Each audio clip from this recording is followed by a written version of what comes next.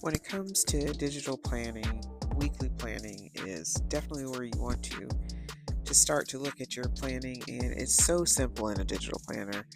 You can set it up, and once you set it, you can just keep that format and keep this thing moving. So I actually went on Pinterest and took some color palettes, and I'm going to use this color palette to pick all of my pens, highlighters, all of that.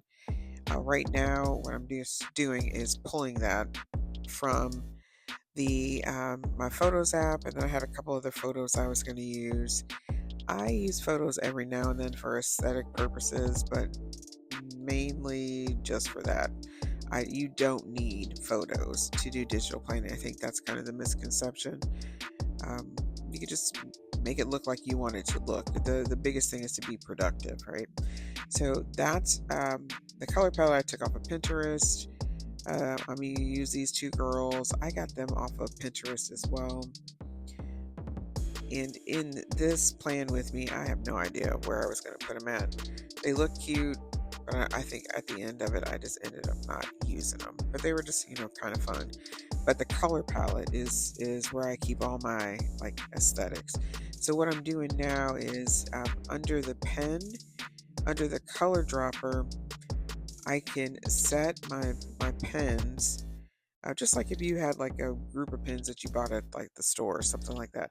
I'm setting all my pens to be the same color from this color palette by using that eyedropper and having them formatted just for those colors up top on the menu. So I'm doing the same thing for my highlighters.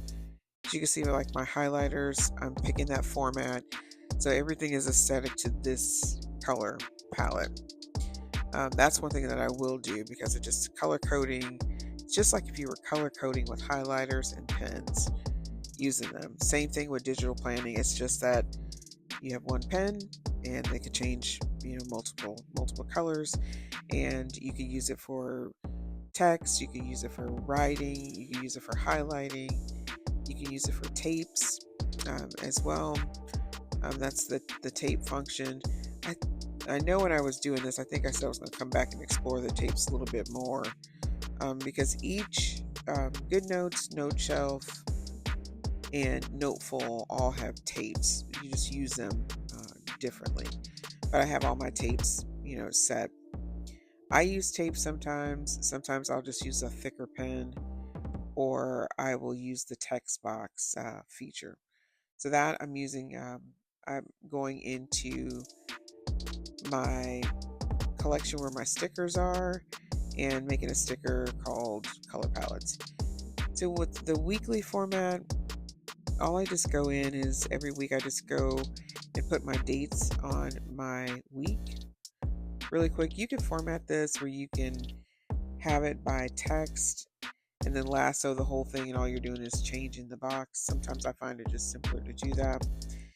If you see on the far right, I have my menu that is like hyperlinked. We'll go back into that. Now I'm just picking out again the color palette so I can go back and do my time blocking. So sometimes visually, from a visual aesthetic, when I open up my weekly planner, I do want it to look a certain way only so I can find things faster. So I'm going to make a color palette using color boxes using the color palette as well. This is just me trying to figure out which one I want to use. And I'm also setting them in my shapes. So I'm in shapes right now. So I'm just going to block out Sunday, and I believe I did like Saturday as well. So that way when I'm looking at a glance visually, I know where my Sunday starts, and then of course I'm just going to use the copying tool and I'll put it over it as a Saturday as well. And now I am using, I was debating if I was going to use the highlighter tool, but decided to use the pen tool and then use the lasso to make it bigger. Make this line bigger so it's thicker and bigger. And this is going to be what I'm going to use for blocking, like time blocking. And I'm going to go back and pull that color palette and change all the colors. Now again, it sounds like a lot of work, but once you do it the first time, you just set it and forget it. So this way you can color code meetings, appointments, personal, whatever that may be, all in one place. Now I probably would have done this a lot differently the second time around. The only difference here, I put them all, and I probably would have saved this somewhere else. That's what I would have done differently.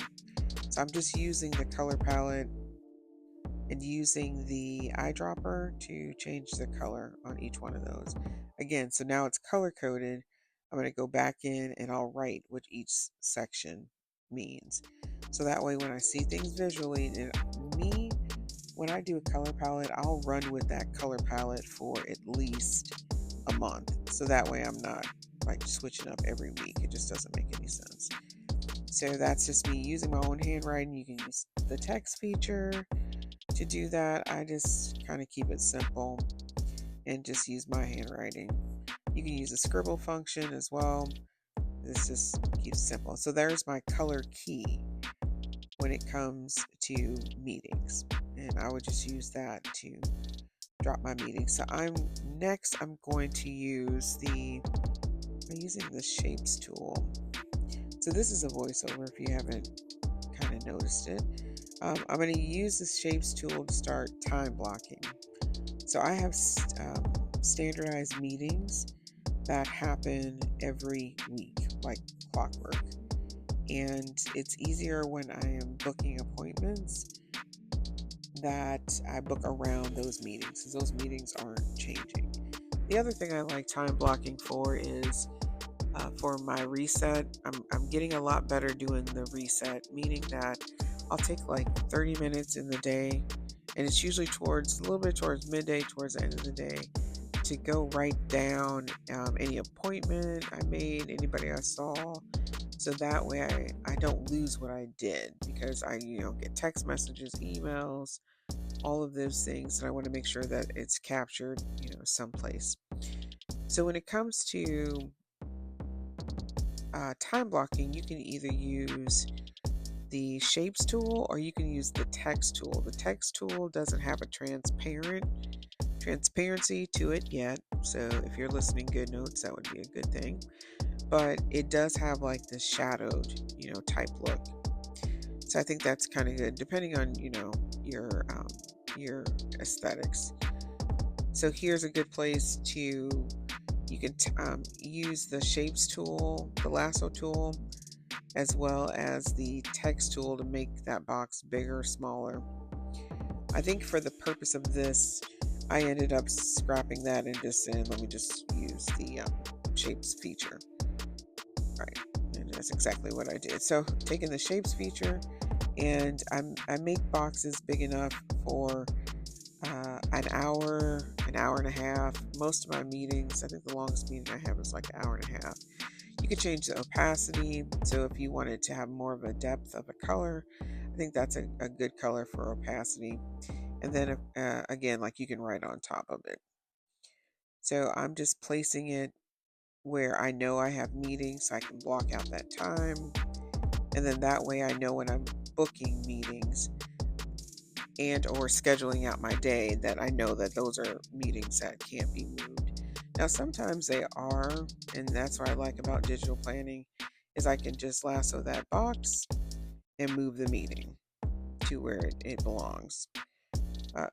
Sometimes depending on the boxes, and you probably just saw that, I had to lasso it, so you might want to go back and to make that box a little bit smaller to fit a 30-minute increment. But again, once I do this one time, it looks like a lot of work, but once I do it one time, I save all of this. So if I have a 30-minute meeting, I'm not going back to the shapes tool making a 30-minute. No, I'm just going to grab one of these blank ones and I'm going to change the color on it to coordinate with my key. Now here's what I will do differently. So notice how I have the different boxes for the time blocking. So instead of making that key that I have down on the bottom right, I'll just use these 30-minute boxes and color code them accordingly. So that's definitely how I'm going to do that one going forward.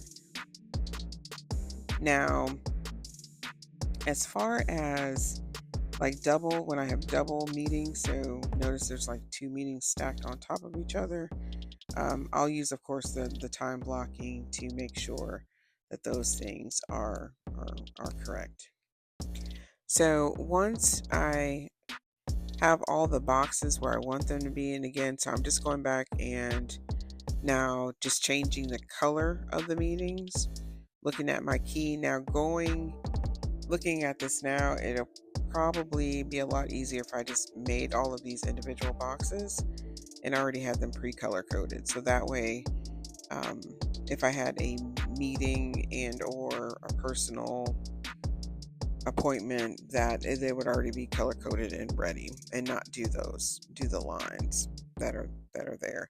Now I do like those lines of the original key that I made for my monthly calendar, because if I'm like I have a meeting that's like 3 days, or if I'm traveling, it just looks better than these transparent boxes do. I don't know, I just kind of like that rounded edge anyway. Again, I keep the key on me just in case I need to pull that color for some reason. And now all I'm doing is changing the color code on them, so I'm visually looking at it, and I know that the dark boxes are, of course, meetings, and then when I do presentations, and then of course when I have like meetings that are outside, like networking meetings, those types of things. That are more, personal meetings, still business, but, personal. Keeping that key in place so that way I don't have to duplicate that anymore. Like I said, I love the stickers. They just didn't fit on the weekly planning for some reason. I keep it pretty simple. Now for these guys here,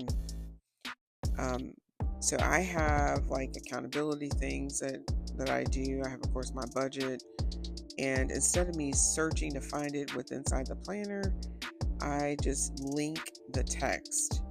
So I'm linking the text, and that way I can jump to that section.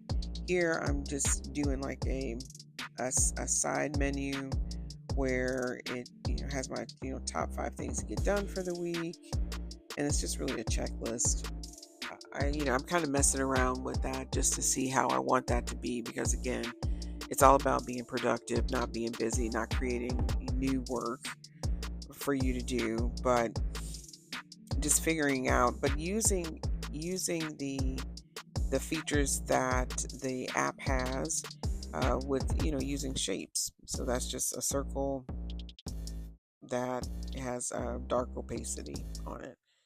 So the top 5 things, I think I had a to-do list or something in addition, and also things to do next week. So if I don't get it done this week, that way I'll put it in my next week list, and then it's already there and ready for me to lasso, copy, paste, and done from there. And again, using the color coding, I'm just changing the colors of the dots. Now I could have done that up front. I thought I could lasso all of them and just do it really quickly, but of course, again, it looks like a lot of work, but once you set it and forget it, all you're doing is copying and pasting it to the next week, and that's a done deal. So I'll take time to do this on Sundays. Sundays are usually my planning days, where I have like a cup of tea, and I'm just planning just as if I would do if I had a paper planner, and or if I had my iCal or something like that. But this mimics for me paper a lot more. But it's the same thing I would have done just with like my Levengers or my other paper planners that I have. So that's me just duplicating that Sunday block. What I do like about the new feature in GoodNotes is that now you can lock it. So I can lock that shape, so I can write on it. If I lasso it, it's not going to move. Now I'm lassoing the whole page and I'm creating an element. So I have elements, which are stickers. I have an element for like weekly layouts. And so when I go to that next week, all I'm going to do is go to my elements. I'll find the weekly palette and I will paste it and done. All I'm going to have to do is go up top and just change the dates on it. Once I change those dates, now for the week, it'll be done and it's redated. And then for the links, I'll go in because the links, of course, are corresponded to dates as well. And I'll just go to that next page that I write all my accountability stuff on. So that way I'm not flipping and open up. I mean, this would just be as if I had a whole nother notebook and I would have two notebooks and I'm writing accountability in one notebook. I got my calendar in another note in my planner. So it would just be just like me having those two things, but now it's all in one. But now it's linked, so I directly go to the page that I need to go to. Again, this is after I've done that spread one time, I save it as an element, and then all I'm doing is going to paste it, and I'll have the whole month done. And I'll go in and do all my links. So that way I'm moving faster when I'm doing accountability, when I'm doing follow-up appointments, and just writing, information when I'm doing the budget, all that stuff. It's just so much easier when I can have everything already pre-linked and pre-ready. Weekly planning is so simple with your One Dope planner. So bring out that weekly planner, go ahead and set your week, get your meetings, your time blocking in place. I promise you, it'll make you more productive than ever before. Because with the One Dope planner, it's all about being productive and not busy. So bring out that weekly planner and go ahead and get it done. Have a great one.